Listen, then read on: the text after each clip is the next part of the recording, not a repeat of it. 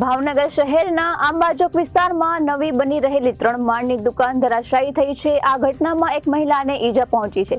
ઈજા પહોંચતા મહિલાને સારવાર અર્થે હોસ્પિટલ ખસેડવામાં આવી છે।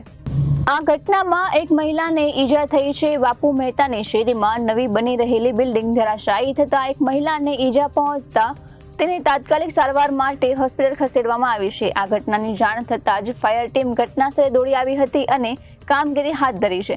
પ્રાપ્ત માહિતી મુજબ શહેરના આંબાચોક વિસ્તારમાં 3 માળની દુકાન પડી ગઈ છે। સવાઈગરની શેરી નજીક બનાવવામાં આવી રહેલી બિલ્ડિંગ અચાનક તૂટી પડી છે। બિલ્ડિંગની મંજૂરી અંગે વ્યાપકપણે ચર્ચા થઈ રહી છે। 3 માળની દુકાન ધરાશાયી થવાથી મહિલા સહિત 3 જણાને ઈજા પહોંચી છે।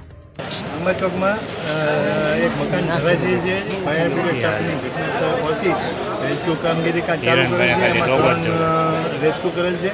એમાંથી 2 લેડીઝને સામાન્ય ઈજાની હિસાબે હોસ્પિટલમાં એડમિટ કરાવેલ છે અને એકની હાલત સારી છે, બરાબર, અને અત્યારે કામગીરી પૂર્ણ કરેલ